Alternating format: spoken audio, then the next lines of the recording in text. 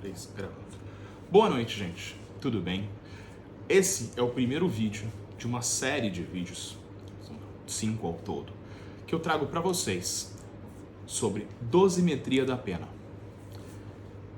Primeira coisa que eu quero explicar, antes da gente entrar propriamente no tema, é que esses vídeos, eles não se destinam a quem quer prestar um concurso público.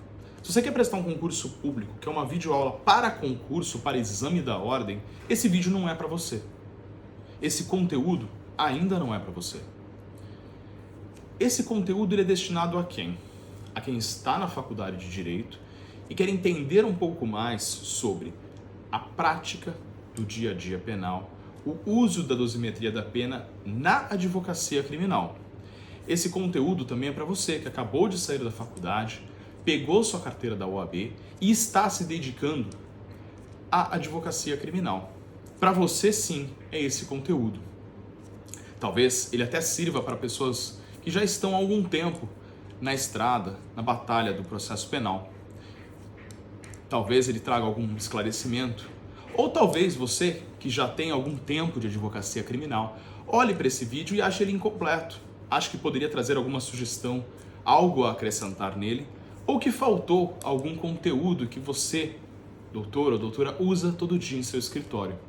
Se assim for, fique à vontade para deixar um complemento nos comentários para que possamos todos juntos colaborar com a capacitação e o crescimento da advocacia criminal de qualidade. Tenha em mente que o profissional, que é um bom profissional, que sabe o que está fazendo ali, que estuda diariamente, ele não é seu concorrente, ele é seu parceiro. O seu concorrente é aquele advogado meia boca, que faz 5, 6 áreas sozinho do direito, um pouquinho aqui, um pouquinho ali, e tudo mal feito. Esse sim é o concorrente. Agora, o profissional que sabe elaborar um trabalho de qualidade, que está procurando a todo tempo se aprimorar, esse é o seu colega e é um colega de qualidade, com quem você pode contar muitas vezes para dividir um processo, para uma indicação justa. Então, o que vamos falar nessa primeira aula? Essa primeira aula pretende ser mais curta do que as demais. Eu pretendo trazer para vocês o que é o processo de dosimetria da pena, para que ele serve, como você vai usar isso no seu dia a dia forense. Qual que é o raciocínio que você deve fazer ao pegar uma decisão judicial e pensar como que o juiz chegou a essa pena. Então esse conteúdo ele serve para mais uma pessoa, para a pessoa que não é do direito e quer entender de forma um pouco mais aprofundada o como que o juiz olha para um artigo da lei e chega a uma pena. Ele olha o patamar mínimo, o patamar máximo e fixa aquela pena que nós vemos na sentença. Ora, como que ele chegou a 32 anos de condenação no homicídio? Por que essa lesão corporal houve uma condenação de 1 ano? Por que a condenação foi de 2 meses? Por que se substituiu por uma pena restritiva de direitos? É isso que nós pretendemos explicar nesse vídeo. E mais, pretendemos trazer aqui como você, advogado e advogada, vai raciocinar na hora de fazer uma apelação, na hora de trazer um conteúdo para um desembargador apreciar aquela dosimetria da pena, modificar a condenação e beneficiar teu cliente. Como que você vai usar um habeas corpus para modificar essa dosimetria da pena, para beneficiar o teu cliente com uma redução de pena, que muitas vezes, e não é raro isso acontecer, irá trazer a possibilidade de um regime penal mais brando, de um regime semiaberto, de um regime aberto, que não raras vezes vai permitir ainda a substituição daquela pena por uma pena restritiva de direitos. Então vamos arregaçar as mangas e iniciar nosso trabalho aqui. A primeira coisa que eu quero pontuar com vocês é o que é a dosimetria da pena. É necessário, embora não seja uma aula acadêmica, uma aula para concursos, nós entendermos com mais profundidade o que é o procedimento de dosimetria da pena. Quando nós estamos na faculdade, talvez isso tenha passado de forma não clara, talvez no estudo para o exame da ordem você não se atentou exatamente ao que é esse conceito. Mas é importante saber o conceito das coisas, porque é através do entendimento do que elas são, que é possível criar um raciocínio do para que elas servem. Então a dosimetria da pena, em poucas palavras, é um procedimento exclusivamente judicial utilizado para fixar uma pena a um caso concreto. O que nós podemos extrair disso daqui? Que ela é um procedimento que somente o juiz é autorizado a fazer. Mas ninguém. O promotor não pode fazer a dosimetria da pena. O advogado não pode fazer a dosimetria da pena. Dos agentes processuais, somente o juiz pode fazê-la. E em regra, tirando os casos em que o foro for privilegiado, esse procedimento judicial será feito pelo juiz de primeira instância, que será aí, na grande maioria dos casos que o advogado, principalmente iniciante, vai se deparar. Quando eu falo que ela é um procedimento exclusivamente judicial, eu estou trazendo também que ela é um ato discricionário. Ou seja, dentro dos ditames legais, cabe ao juiz, pela sua livre convicção, desde que fundamentado, colocar os patamares, dentro dos patamares mínimos e máximos, aquilo que ele entende cabível ao caso concreto como uma pena. Ele é um procedimento discricionário, mas ele é juridicamente vinculado. Ou seja, a liberdade do juiz em decidir sobre a pena, ela está vinculada ao preenchimento de determinados requisitos legais estabelecidos no Código Penal, em especial ao artigo 59, 62, 63, 65, dentre outros que existem ali. E dentro dessa liberdade vinculada à lei, que o juiz irá fazer o balanço entre a pena mínima e a pena máxima fixada ao crime, podendo, em determinados momentos, ultrapassar o máximo ou ir abaixo do mínimo legal, como a gente verá mais adiante. Esse procedimento de fixação de pena, ele está dividido em 3 fases, e é por isso que nós chamamos ele de procedimento trifásico. Isso foi proposto por Nelson Hungria, lá atrás. A gente não vai se atentar aqui a datas, a teorias mais aprofundadas disso, porque não é a isso que serve esse vídeo. Ele é um vídeo prático, ele é um vídeo para uso no dia a dia e para nortear, como eu falei, quem está começando agora, ou quem tem a curiosidade em saber como que funciona esse procedimento judicial. Mas é importante saber que desse procedimento trifásico, o que quer dizer? Que ele é feito através de 3 fases. Você vai ter 3 grandes momentos, certo? O primeiro momento, que nós chamamos, pasme, excelência, de primeira fase, ele é a fixação da pena base. Utilizando um raciocínio, o juiz vai fixar qual que será a pena base que será usada para as demais fases. Então nós passamos para uma segunda fase, que é onde irão incidir os atenuantes e agravantes. Eles podem ser genéricos ou específicos para aquele caso.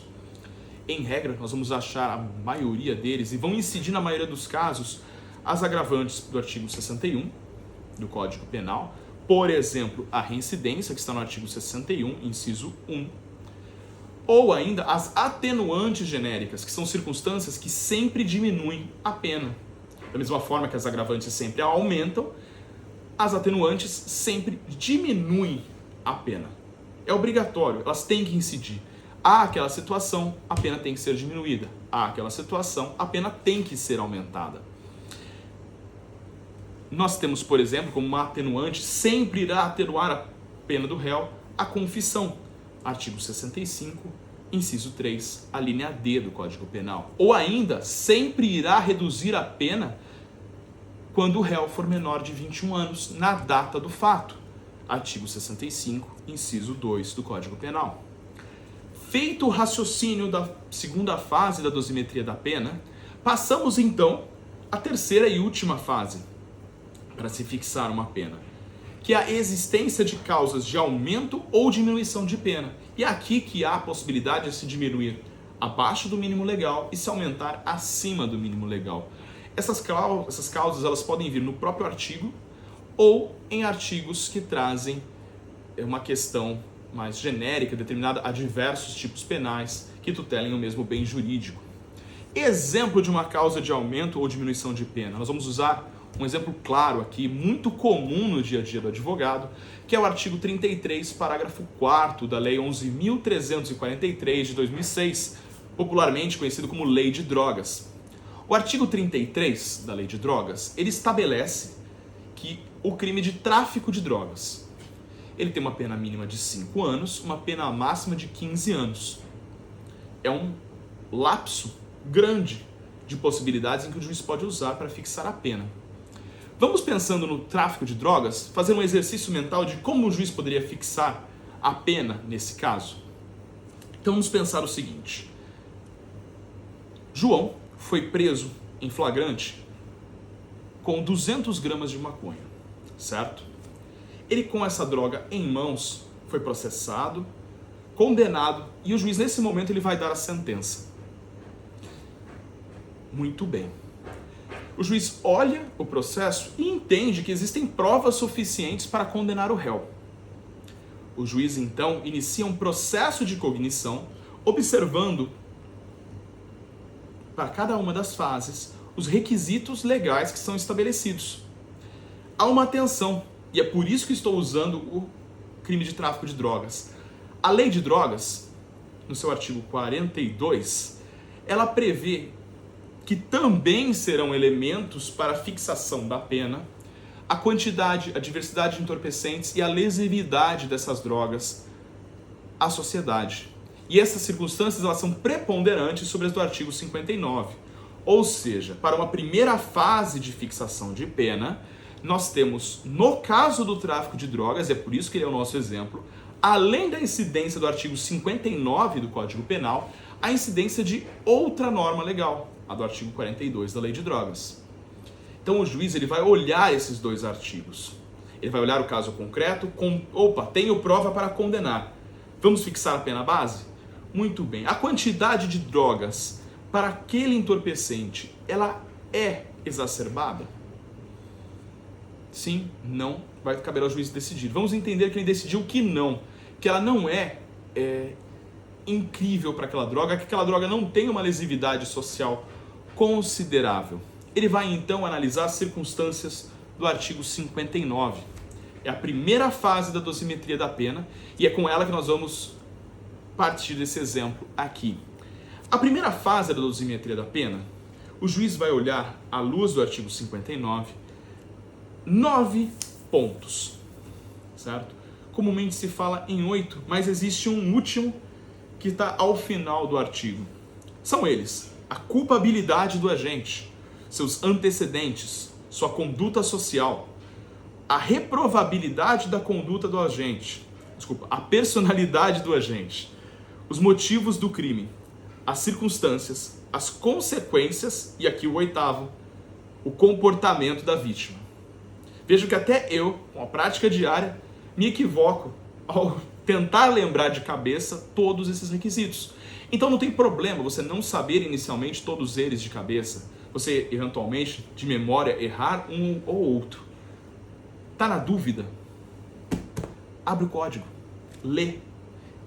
Então vamos lá. A culpabilidade do agente, ou seja, ele teve um comportamento que exacerba, que ultrapassa o exigido para aquele tipo penal? Sim ou não? Ele estava numa escola traficando? É que nesse caso a gente diria numa agravante genérica, prevista para o tráfico de drogas, mas ele estava agindo de uma forma que seria mais reprovável do que o normal para um traficante? Sim ou não?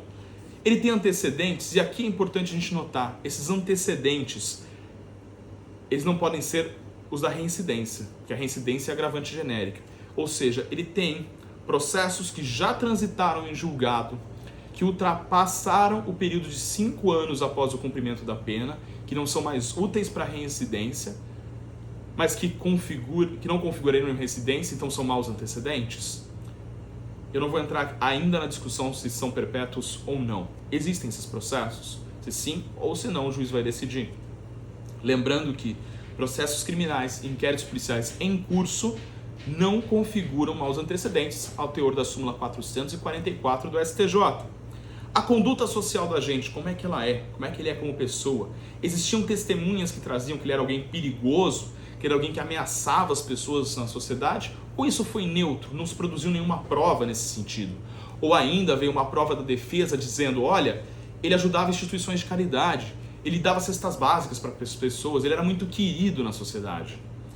Como era a personalidade do agente? E aqui é um ponto, é necessário exame psicológico para comprovar essa personalidade. A expressão que muitos juízes gostam de usar é uma personalidade desvirtuada, voltada para o crime. Precisa de elementos concretos que comprovem isso. Quais eram os motivos do crime? Ele estava traficando para alimentar a família? Ele estava traficando por hobby, por não ter nada melhor para fazer das meia-noite às 6 da manhã? Quais foram as circunstâncias em que o crime se desenvolveu?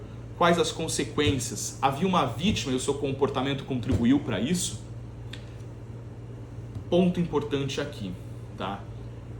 Não estamos falando de culpabilizar a vítima, principalmente em crimes contra a liberdade sexual, em crimes contra crianças e adolescentes, mas daqueles casos onde o comportamento da vítima ele é o motor do crime. Pensem, por exemplo, num crime de lesão corporal. O réu, apontado como réu na ação, ele foi antes ofendido pela vítima.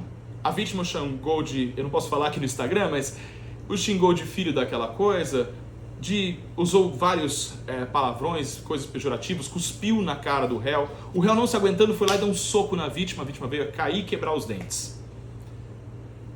O comportamento da vítima levou à ação do réu. Né? Então, há que se considerar isso na dosimetria da pena.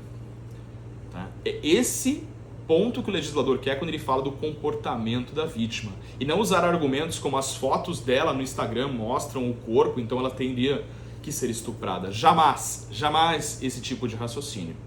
Certo? Muito bem.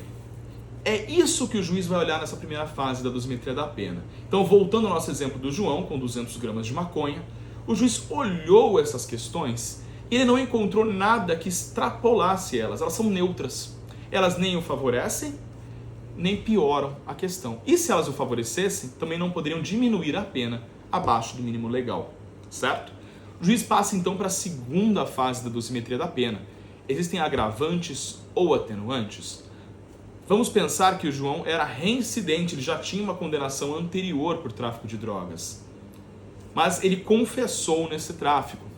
Em regra, a maioria dos casos aconteceria uma equivalência, uma ponderação entre os dois, e a pena manteria no mínimo legal de 5 anos. Se houvesse só a confissão e a pena tivesse ficado no mínimo legal, ela não seria reduzida para baixo do mínimo legal. Embora, atualmente, o ministro Rogério Schietti tenha chamado ao plenário por meio de 3 recursos especiais a possibilidade de, nessa fase da pena, ser reduzida abaixo do mínimo legal, ainda que exista entendimento sumulado do STJ em sentido contrário. Tá? E afetou essa súmula e vamos ver como é que o STJ vai decidir isso ao longo aí do ano. Tá? Mas não há nada decidido ainda nesse sentido, pelo menos até a data da gravação desse vídeo. Se houvesse uma reincidência, por exemplo, haveria a exasperação dessa pena. A lei não traz o quanto mínimo nem máximo para essa fase, ficando a critério do juiz essa decisão, que vai usar aí de razoabilidade e proporcionalidade para esse aumento. Vai então para a terceira fase. O tráfico de drogas, como eu comecei esse exemplo, ele tem um parágrafo no artigo 33 que possibilita a redução dessa pena, aplicando uma figura que nós chamamos comumente de tráfico privilegiado, embora seja não um tráfico privilegiado propriamente dito, mas uma causa de diminuição de pena. Então, neste caso, o juiz pode reduzir em até 2/3 a pena do réu, o que, em muitas situações de tráfico de drogas, leva com que o indivíduo tenha uma pena abaixo dos 5 anos, porque aqui é possível essa redução abaixo do mínimo legal. Então é muito comum você se deparar com sentenças de tráfico de drogas de 4 anos, 4 anos e 2 meses, 1 ano e 8 meses, 2 anos e 3 meses, porque foi aplicado esse parágrafo 4º do artigo 33, que ele diz o seguinte: nos casos em que o réu for primário, não tiver maus antecedentes, não se dedicar de forma habitual ao tráfico de entorpecentes, nem integrar a organização criminosa ou facção criminosa, caberá ao réu a redução dessa pena. Isso gera discussões incríveis, porque dentro da lógica do tráfico é comum se utilizar da quantidade de drogas para dizer que o réu se dedica de forma habitual ao tráfico e afastar a possibilidade desse parágrafo 4º do artigo 33. Então é algo que se deve ter muita atenção, que possibilita o manejo de habeas corpus como instrumento de revisão da dosimetria da pena, certo? Mas que nós veremos mais para frente nessas aulas.